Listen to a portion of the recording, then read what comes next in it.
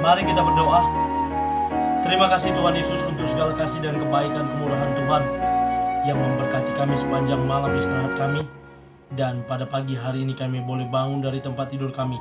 Sebelum kami memulai aktivitas kami mau bersekutu dengan Tuhan, berdoa, memuji, memuliakan nama Tuhan, dan mendengarkan kebenaran firman Tuhan melalui channel YouTube ini. Berbicara bagi kami Tuhan, karena kami telah siap untuk mendengarkan kebenaran firman Tuhan. Dalam nama Yesus kami sudah berdoa. Amin. Shalom ibu bapak saudara terkasih dalam nama Tuhan kita Yesus. Semangat pagi. Bertemu kembali di channel Yonando Butar-Butar dalam khotbah 5 menit aja atau kelima untuk renungan harian. Renungan pada hari ini saya ambil dari kitab Yohanes pasal yang kelima ayat yang ke-44. Demikian kesaksian firman Tuhan. Bagaimanakah kamu dapat percaya, kamu yang menerima hormat seorang dari yang lain, dan yang tidak mencari hormat yang datang dari Allah yang esa, bukan mencari hormat manusia. Ibu bapak saudara terkasih dalam nama Tuhan kita Yesus, dalam pemerintahan, apakah itu pemerintahan secara struktural yang ada di pemerintah daerah, pemerintah provinsi sampai ke pusat, bahkan yang terendah yang disebut mitra pemerintah yakni RT RW, pernah kita temui, atau saya ketika saya ada di kelurahan pernah ada statement orang yang berkata, baru jadi RT, baru jadi RW, udah gila hormat pak. Nah, ada seperti itu. Bahkan ada juga baru yang naik jadi pejabat eselon, lalu rasanya pengen harus dihormati oleh staf-staf yang ada di bawahnya. Ketika stafnya kurang hormat, ajari anak itu kok kurang hormat sama pimpinan. Nah, ini yang sering ditemui dalam kehidupan sehari-hari, sehingga melekatlah dalam diri orang tersebut yang namanya gila hormat. Ibu bapak saudara terkasih dalam nama Tuhan kita Yesus, nats ini merupakan percakapan antara Tuhan Yesus dengan orang-orang yang mengikut dia, termasuk juga ahli Taurat, orang Farisi dan Saduki.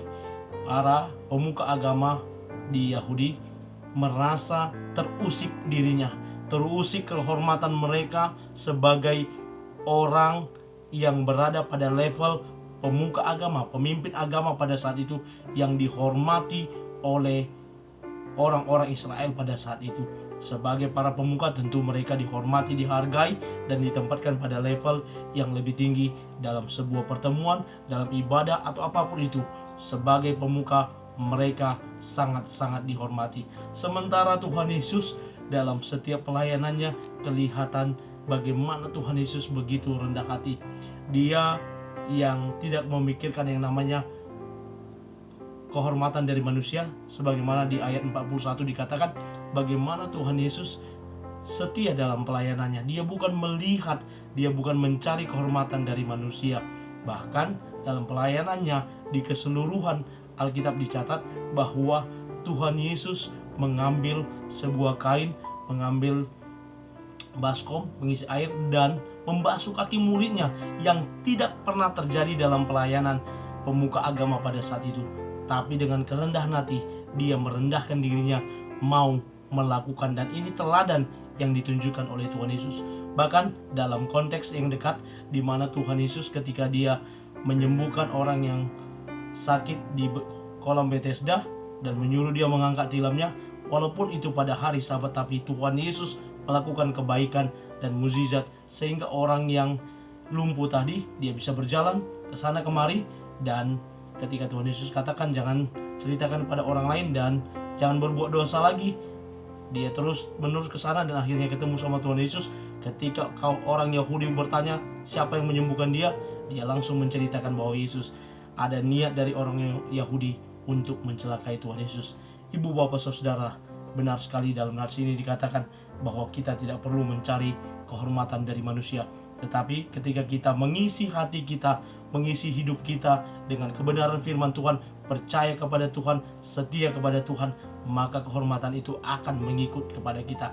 Ketika kita mau mencari hormat yang daripada Tuhan, merendahkan hati kita, merendahkan diri kita di hadapan Tuhan, maka Tuhan akan mengangkat kita tinggi.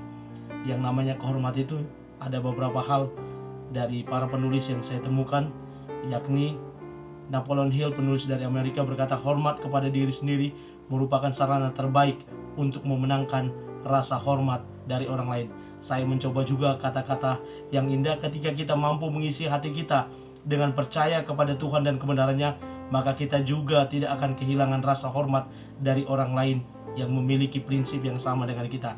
Mari bukan mencari hormat kepada Tuhan, tapi ketika kita mengisi hati kita dengan kebenaran firman Tuhan, yang lain yang patut Tuhan berikan, bahkan mengangkat kita, Dia sanggup melakukannya bagi kita.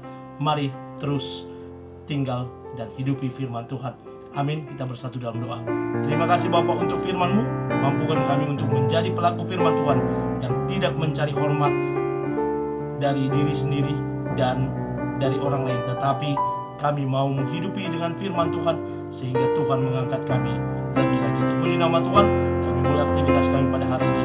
Dalam nama Yesus kami sudah berdoa dan mengucap syukur. Amin. Selamat beraktivitas. Tuhan Yesus memberkati. Shalom.